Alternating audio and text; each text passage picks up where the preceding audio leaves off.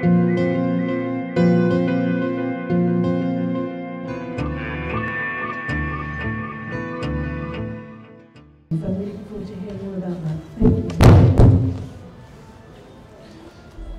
thanks for being here. I'm guessing this is probably one of the last events at the festival. So yeah, thank you very much for being here. And I'll just speak for a few minutes about a technology that I've been working on with Colin for about 6 months now, I think. Initially, it began as my initial intention was to create something that would support resource sharing, because I felt that the monetary system was creating problems that were unsolvable without money. So if you ask most people, why is this problem here, you get the answer, we don't have enough money. So it seems that either we need to create lots of money or find another way to do things. So I'll explain, first of all, what this is, and then I'll explain how I think it can be used to help get ourselves into a better, more sustainable world. Yeah, so the title is Holographic Mapping for Co-creating New Worlds. And I could equally have used the word holonic mapping, and I'll define what I mean by holographic or holonic, because it can be a bit confusing, but the concept itself is quite straightforward, so please don't worry about the terminology.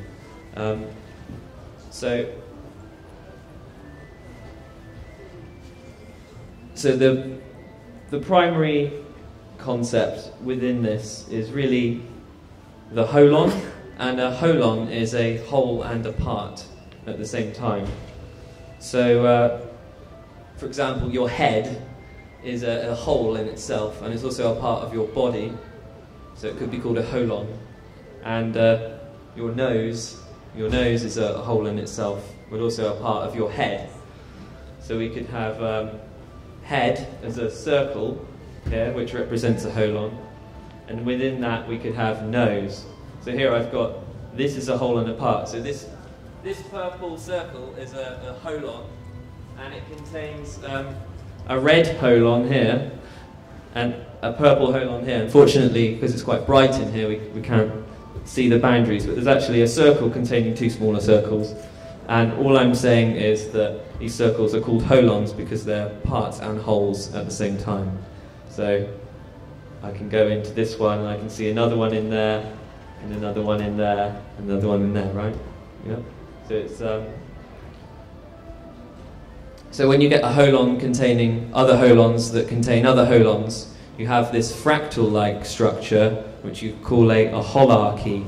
So it's a bit like a hierarchy, but slightly different, because the whole is not necessarily considered a separate entity from its parts. It is this, but it's more than the sum of its parts, but not necessarily a separate entity.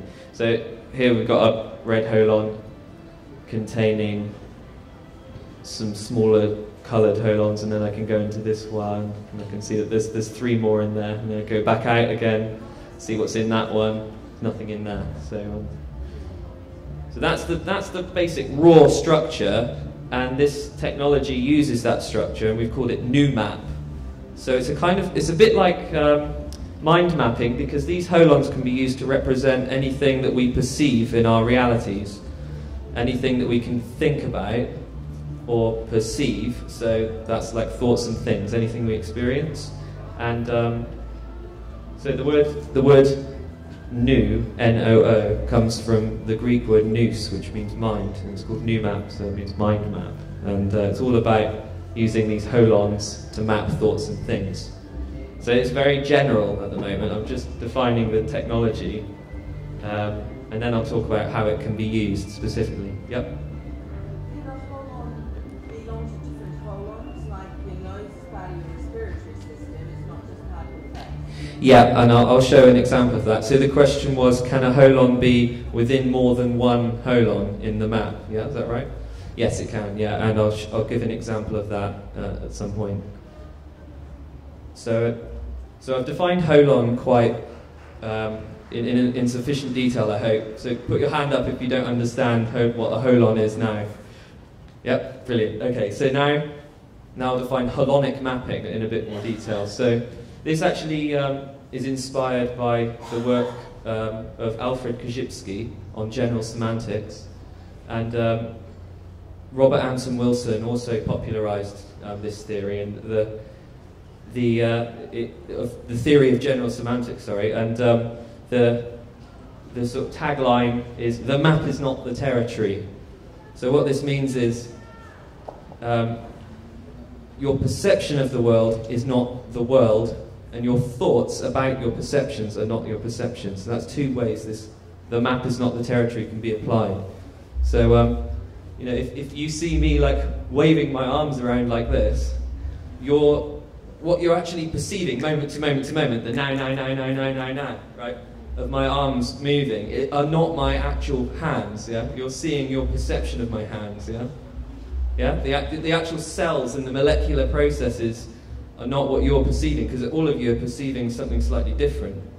Yeah? Does that make sense? So the map, your perception is not the territory, like the process world that science describes that we infer is there, yeah? You know you're perceiving something, but you don't know that my hands are here, yeah? But we're inferring that.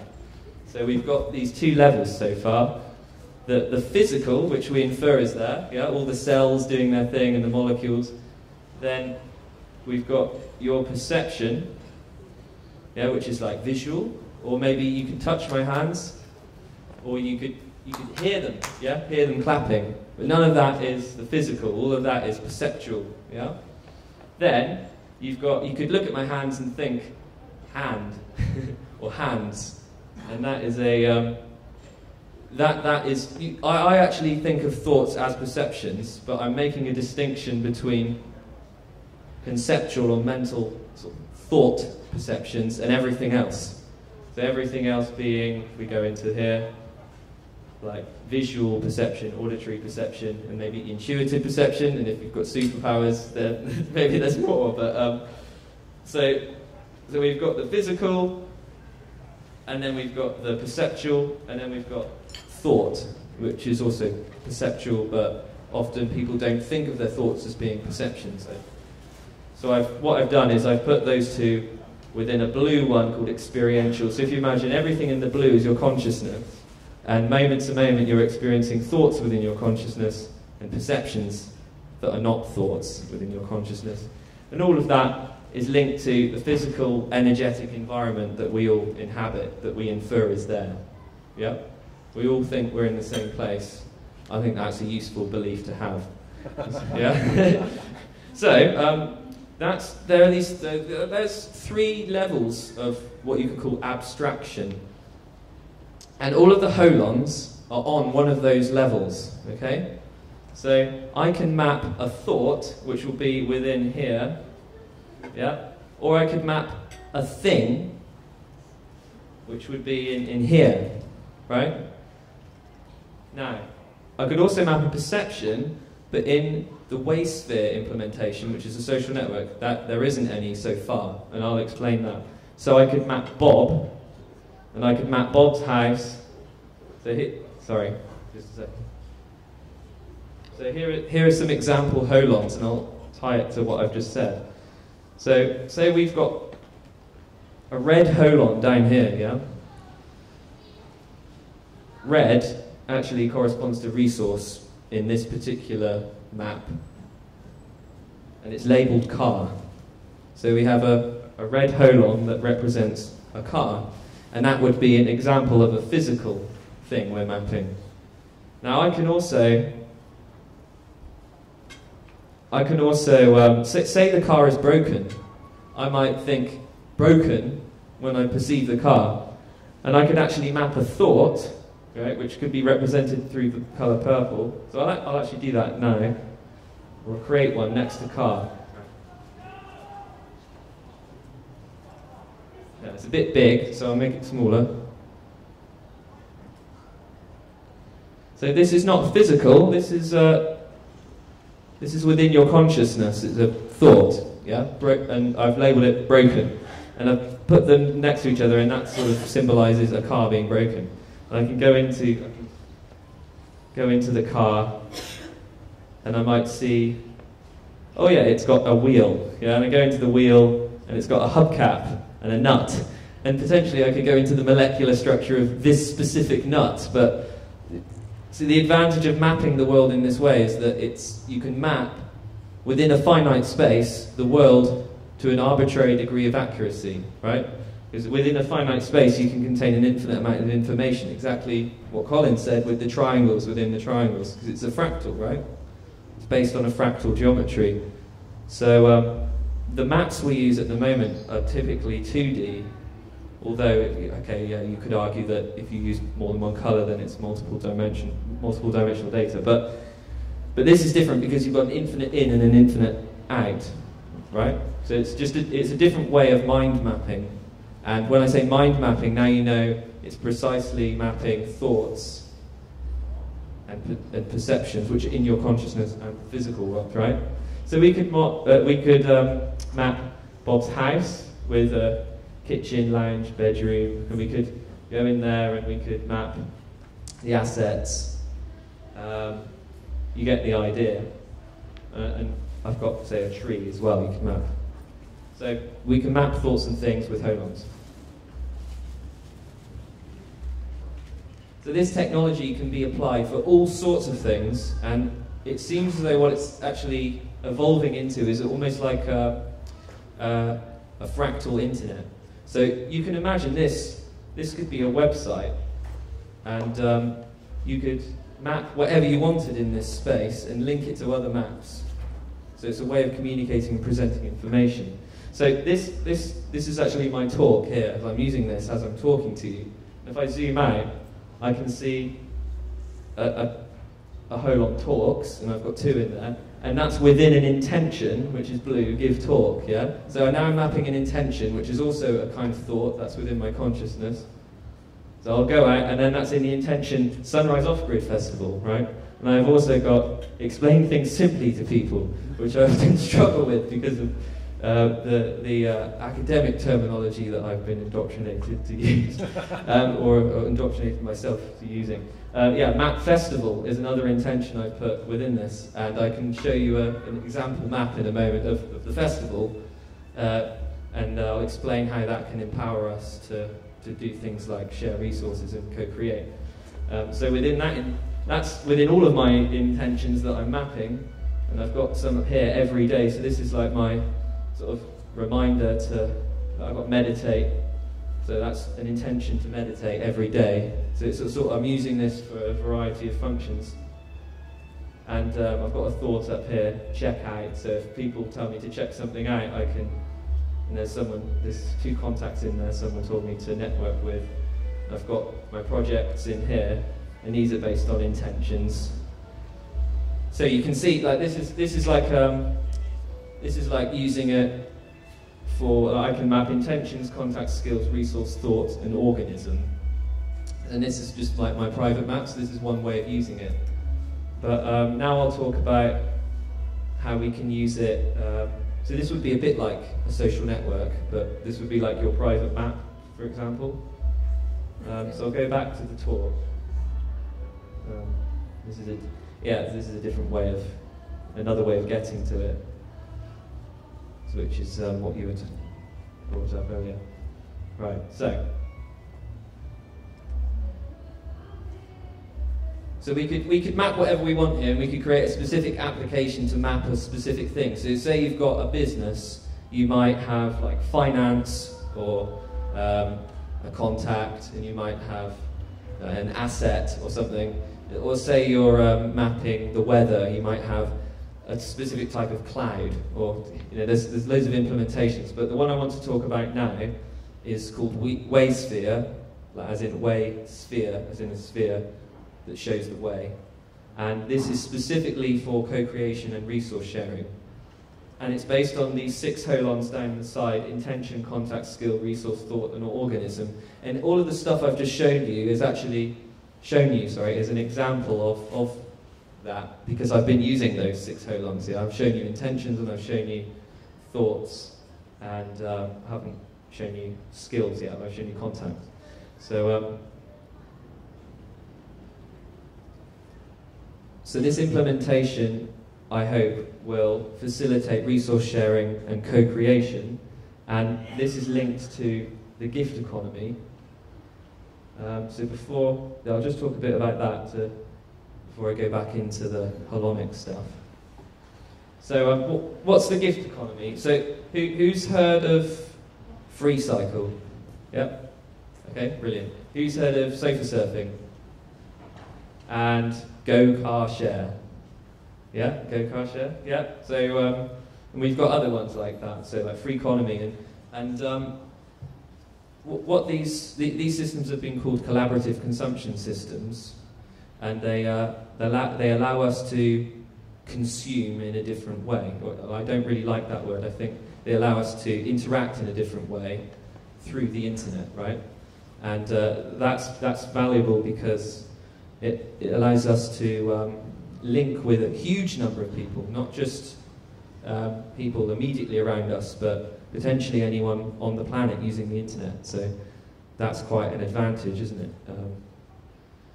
And what I would like to do is create a meta system which is capable of linking all of these independent systems together. Now, it doesn't mean it's centralized, and it doesn't mean the data is stored in one place.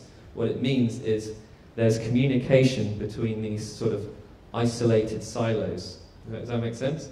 So what I'd like is to use this technology to create a map of the resources that are shared within like each of these systems, or at least have it so that it has the capability of, within it, representing these different social games. Yeah. So in free cycle, for example, you would have a resource. You'd have resources and contacts.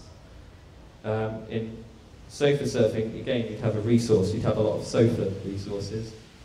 Free economy, that's spaces, skills, and tools. So you'd have resource, which is red, which is a physical resource. Skill, and a space could also be a resource, in which case it's still physical. Yeah, I think so. Then you've also got the online peer-to-peer resource sharing, Wikipedia, and open source software, which is also gift economy. I think Waysphere could be used for that, but I won't go into that now. I'm really more interested in the here and now and helping us to see what's around us, what resources are being shared. And then we've got communities like Burning Man as well. And this gift economy is emerging naturally. It's not being imposed on anyone, top down, like our current monetary system appears to be. It's actually emerging out of just people coming up with ideas and creating websites and then spontaneously linking up. It's quite an organic process. I consider it to be quite an organic process in comparison to the monetary system, right? Who agrees if you think that this is an emergent phenomena, this gift economy, and it's not being imposed on anyone, it is simply people are just choosing to co-create it, right? Because it liberates, it gives you more freedom to have certain interactions outside of the monetary system, right? Does that make sense? So part of what I'm offering here with this is a slightly different way of thinking, I suppose, or a way of perceiving. And so we've got, to summarize Waysphere then, we've got resources, contacts, organisms, skills, service, and intentions and thoughts. And these 6 holons appear to be the bare minimum you need to facilitate resource sharing and co-creation within and between communities. So, is organism a person? That's what I was going to go to. Right. So basically,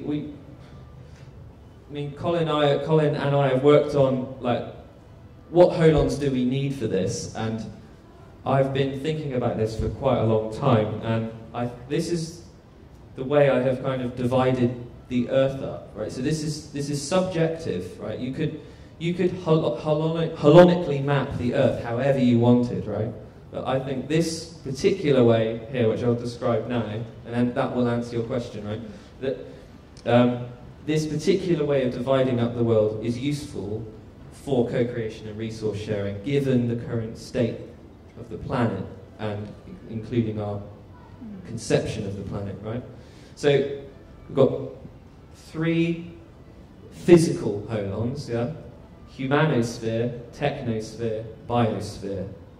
Right, the biosphere, we've all heard of that. That's all of the living organisms on the surface of the Earth, all interacting in a hugely complex way. And that is, within the biosphere we have organisms, yeah? Organisms, living organisms. On the top here we've got humanosphere, which I'm defining as the set of all human beings on the whole planet. So there's about 7 billion contacts, or humans, within there. So that's 2 of the 6 holons, yeah? 2 of the 6 holons in Waysphere. One of them is organism, one of them is contact. So the humanosphere could be considered to be part of the biosphere, or not. But for simplicity, I've considered it as being up here, right? I could have put it in there, but for now it's up here. And the last one is technosphere, which is all of the technology on the whole planet, everything artificial that we've created through conceiving of something and then manipulating matter with our hands and with our minds and creating it, yeah? And that's more like inorganic. So we've got this one up here is like sort of living, biosphere is living, technosphere, maybe it's living, maybe it has consciousness, but most people don't think so. And within technosphere we have resource, physical resources, yeah? So that's the 3rd holon. And then the only 2 left we've got are skill and thought. And in the middle here I've got something that I've called noosphere. And I'd almost, in fact, I'm going to rename that, and I'm going to call that human consciousness.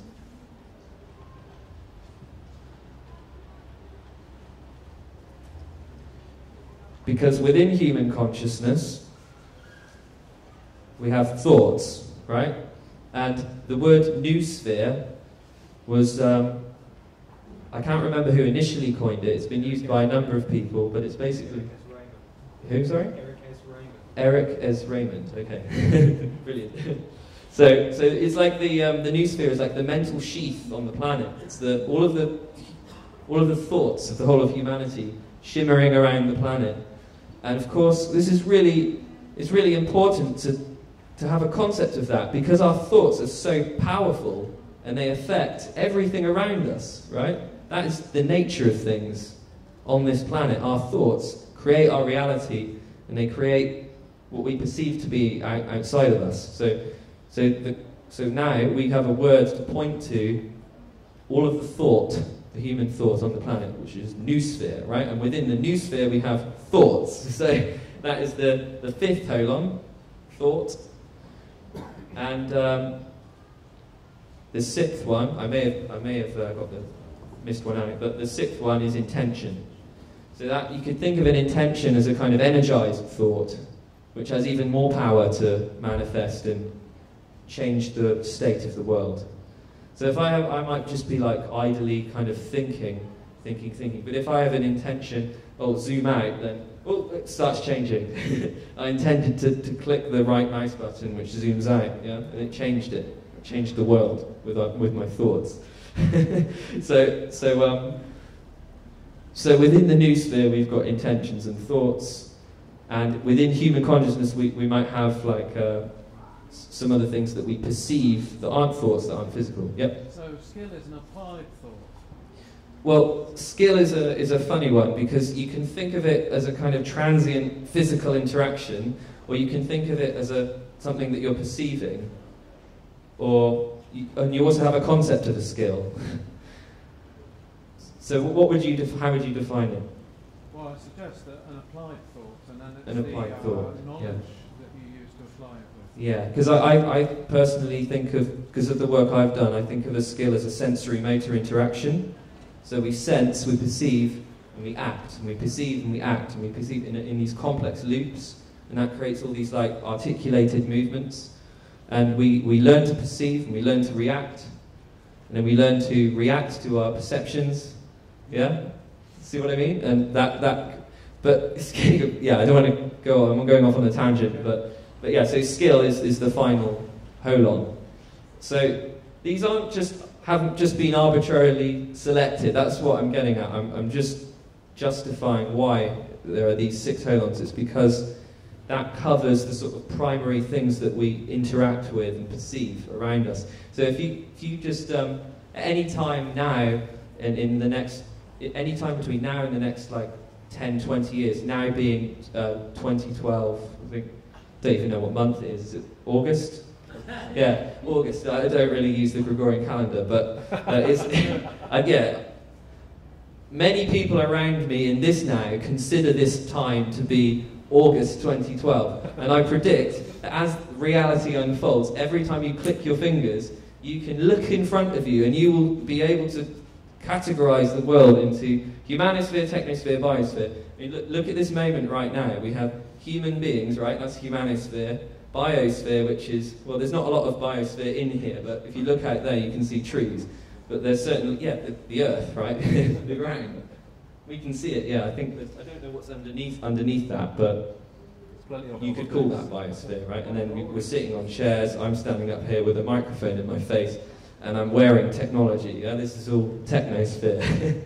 So we can map everything we're perceiving right now with this set of categories with resource, contact, and organism, right? And then we've got the non-physical stuff, yeah, which is thought, intention, and skill, which doesn't quite fit into anything right now, but well, it's a bit of everything, that one, isn't it? So now we've got that way of categorizing the world, which, as I said, is almost like a way of thinking or perceiving in itself, which I hope is valuable to people and empowering. It has been for me, because what it does is it allows you to see, like, if you imagine everything as being holonic around you, if you click your fingers, you can pay attention to any of those holons, any holon on the whole planet in that moment, and you have the complete free will to do that. You can choose to focus your mind like a laser beam on anything around you. Right now, below me, there's a lot of life and civilization. We're surrounded by stars, right? Our environment is multi-dimensional, it's three-dimensional, multi-dimensional, and you have the choice to focus on anything you want, like projector. And yeah, I think now is the time for me to show you the map of Sunrise Festival. So I'll come back to that, yeah.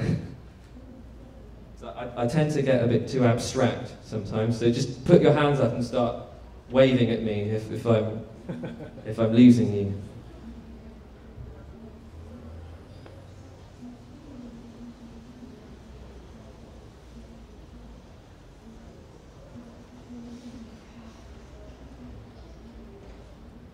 Yeah, here we are.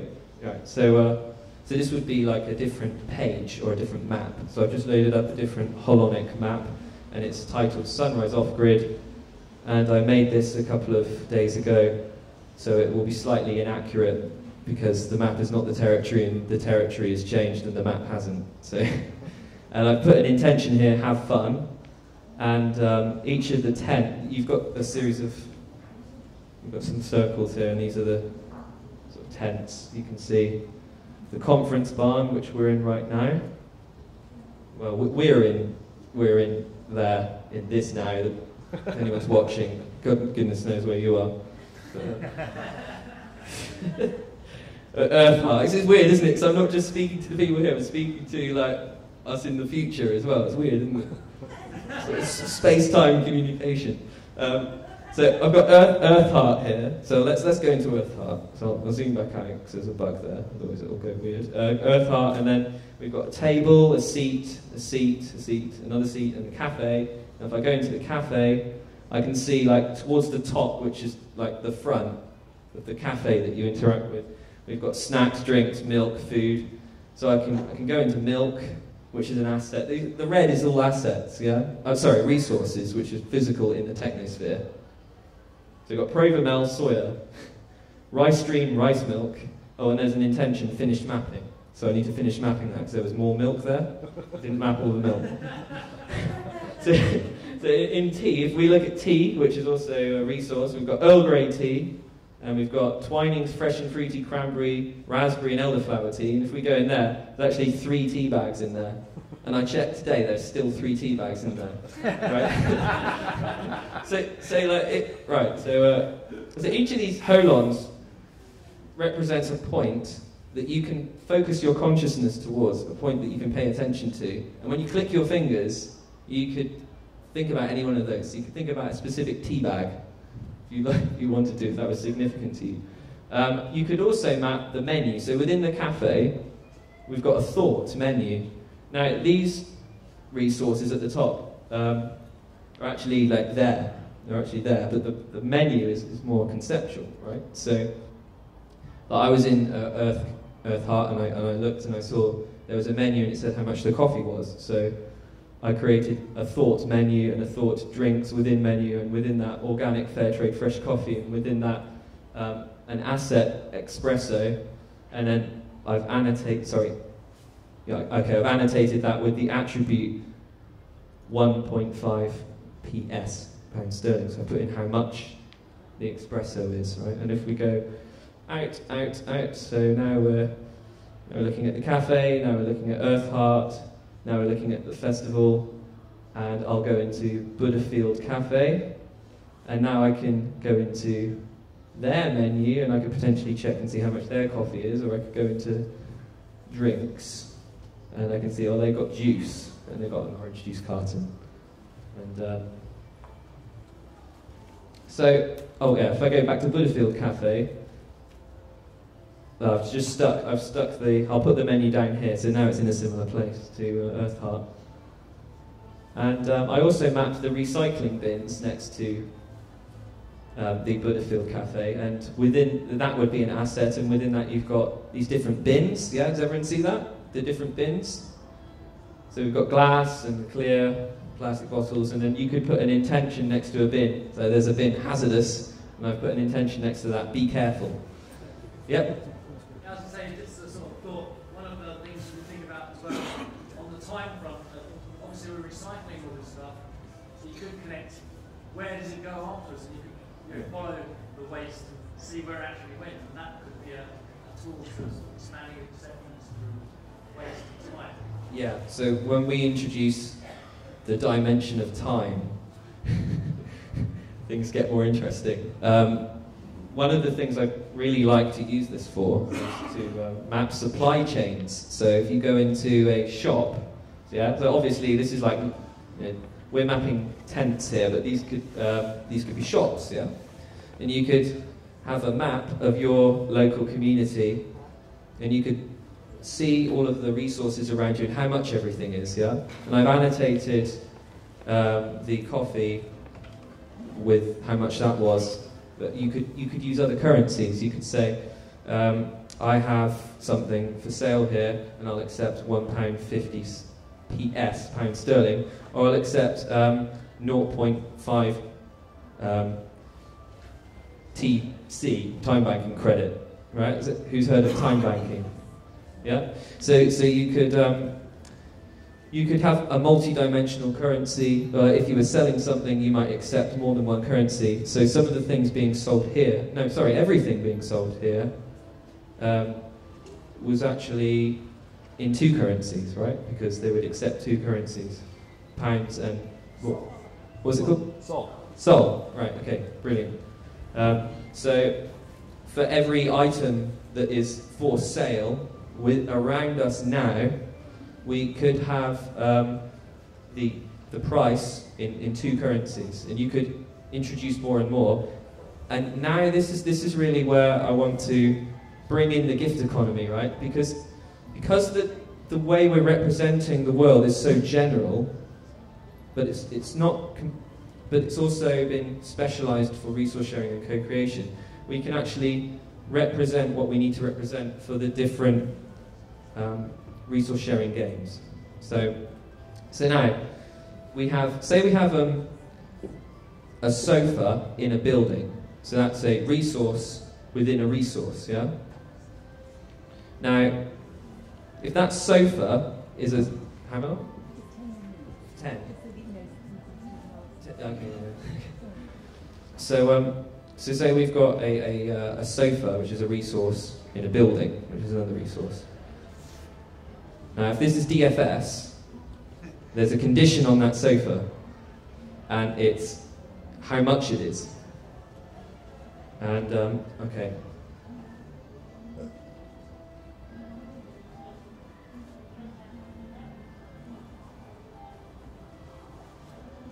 And if it's a free cycler, the condition is different.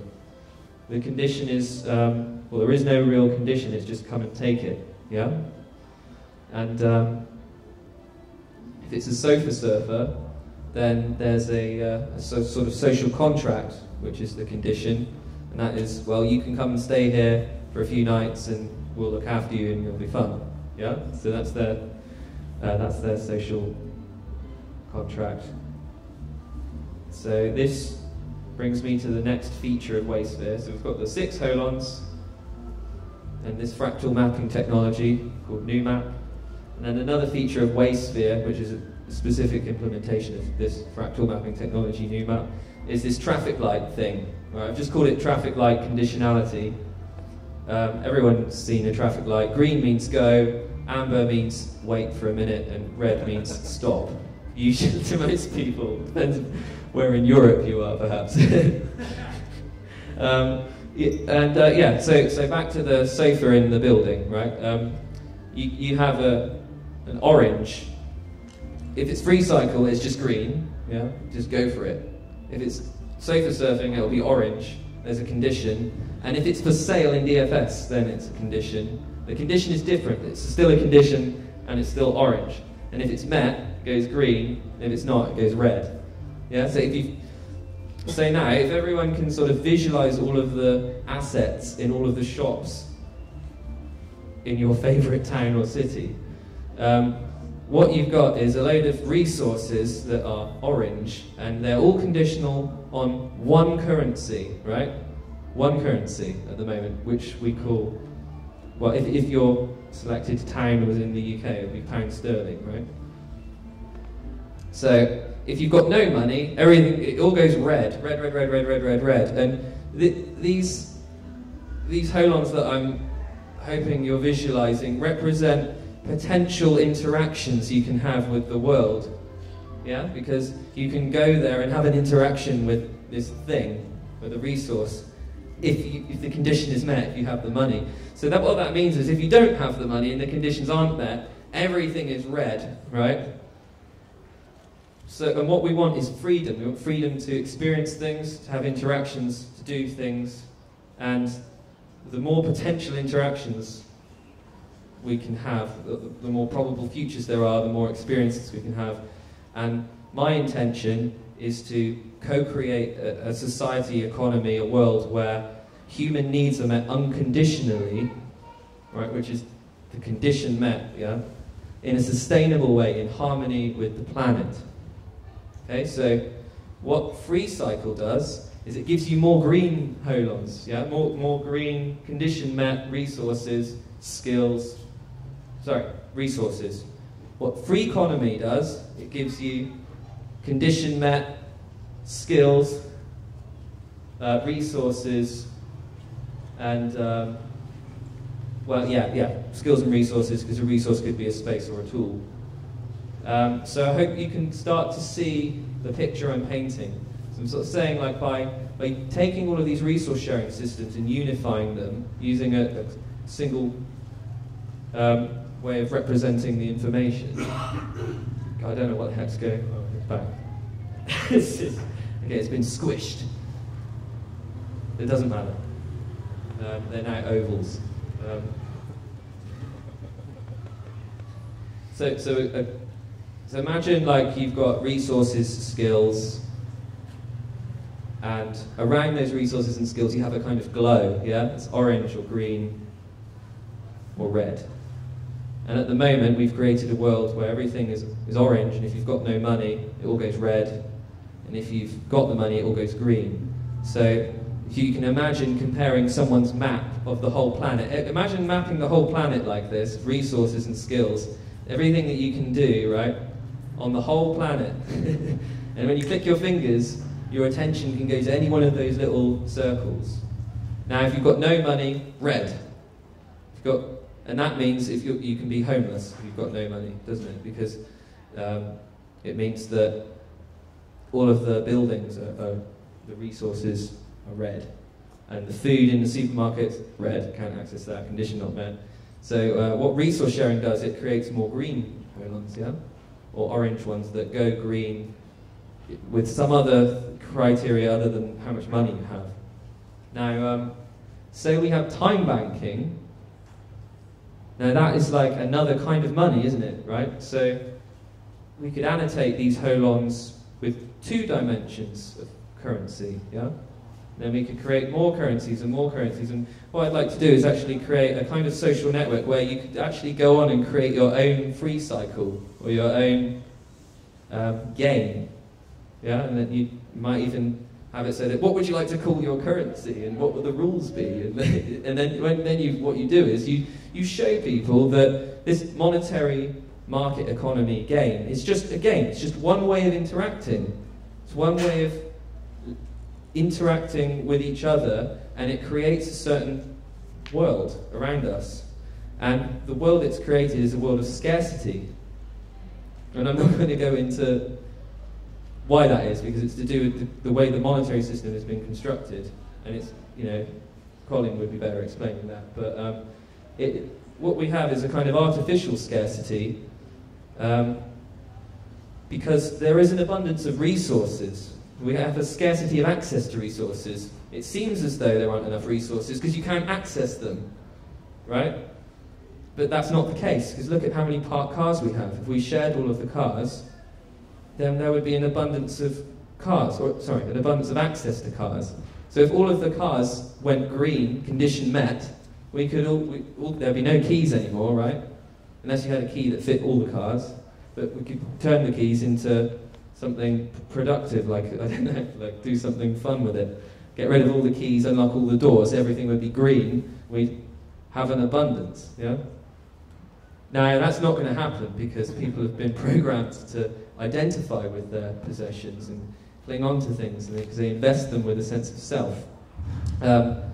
So instead of going from one extreme to the other, I think we need to take small steps, because the former isn't possible. So if we started sharing resources, if everyone in this room decided to share a few books with each other, suddenly, boop, boop, boop, boop, boop, you've got like a library up here, haven't you? If all of your friends and family shared all of their books with you, that really would be like a library just appearing out of nothing, yeah? So that's creating green holons in your map. It's creating potential interactions you can have. And I really do think that we can use this to sort of transition towards we can create a parallel structure within society that operates in parallel to the monetary system that will give us more freedom to co-create what we want to create. And that's all based on intentions, which require resources, skills, contacts. Yeah? I just want okay. to Questions? For some questions or some thoughts. Yeah, that's good.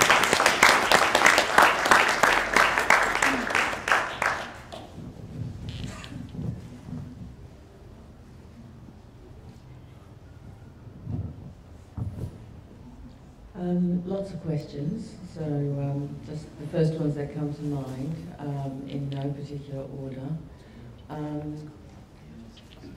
Linking, I mean, for me, the interest is in linking up skills, talents and resources in my local community. I think this tool may be able to do that. It seems there's a lot of data entry, and I don't imagine that it has any import system for data that's universal, like an ODVC or something. So that's one question. And this software is PC based on your machine. Is it on the internet? Is it your intention to make it available for communities to use? And how? Yeah, so there's so there's a comment and two questions there. Then the comment is that it would, that it could be. Sorry, forgot what you said. But there's two questions. Does it work on the internet? Yeah, and what was the other one? Sorry. Whether communities can use it. Yes, yeah. Whether you have to input your own data. So surfer surfing, do they just import their data in some way, or? Yeah, sorry, I picked up on the importing data that you said. That's what. So can you import data was one question, and can you use it in your local communities? There's another, or on the internet. And as for importing data, I think that's a really, really important function for it to be able to do. And I don't see any problem with that, because I know how the data structure works, because I've basically designed this from scratch. So like, I've coded it from scratch, I mean. And the code that you would require to convert any format to any other format would be relatively simple. I mean, it might be that, say, if you wanted to import data from like a shops database, and and free cycle and this and that, you might have to create specific code for each of those things that you wanted to connect it to. But each of those jobs would be very small, and a programmer wouldn't struggle to do that within a day at the most, I'd say. It's literally just a basic transformation of the data from one data structure to another. It's like a mapping process. So that's very easy to do. Yeah. So yes to that, and we've got a basic prototype on the internet at the moment, and you can bring it up on your computer screen in a web browser, Google Chrome or Firefox at the moment, and anyone else on the internet can do the same. And because we've used very new technology, it's actually in real time, so you can move one of the holons on one screen, and on all of the others it updates almost instantly. And me and Colin have been using this to actually build the technology itself, so it's helping us to build itself.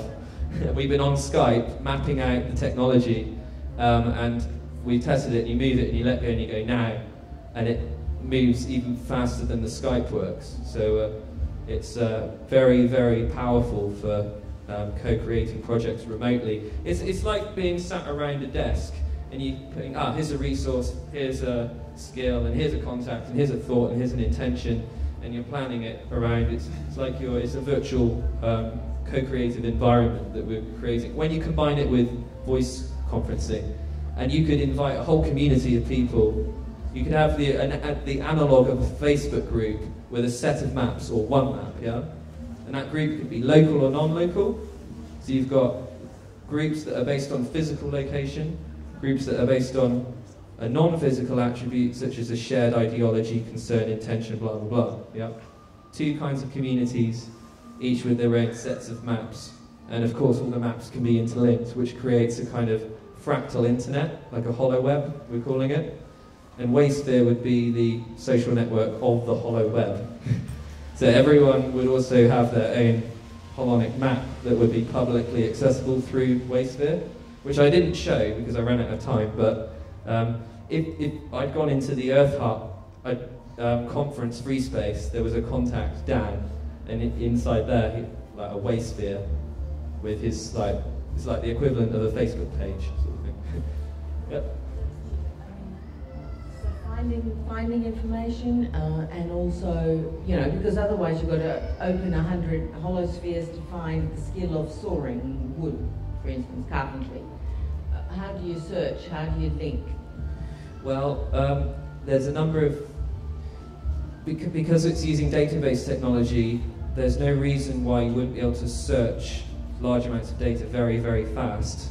And we'd like to use AI algorithms, we'd like data mining, like just intelligent algorithms to bring you the information that's relevant to you as fast as possible. But the way I'm imagining this working is that you imagine like a kind of blank grid, yeah, 2D or 3D, which represents the surface of the Earth. This is for the more physical stuff you're mapping. Yeah? So on that you put resources and organisms and contacts. Now, one map will give you one set of data, another map will give you another set of data. So each individual on their blank grid connects to multiple maps, So you might connect to the free cycle one, you might connect to your local community one, you might work in a hospital and connect to the hospital one, and it populates your map, your grid, with data from different maps that are relevant to you. And when you search those, you're already searching a subset of the data. So there isn't quite so much as you might think. You're only searching what is relevant to you, yeah? And then, yeah. We've actually run out of time now because Dan is coming to talk a bit, but I was just listening to your talk and I was thinking it's so lucky that you're so clever and that you put all this cleverness into such great practice and for the better of the world. It's just fantastic, and that's been the theme for me at Off-Grid. I don't know about you, but every year I thought if you could measure my mind, it'd be up in the sky now because it's just been filled with stuff that I hadn't thought about. I had light bulb moments, you know, just everywhere at Off-Grid. You meet people, you talk to all of you, and every time anyone asks a question, it's someone wonderful, you know. It's like, wow, we're so lucky to be here.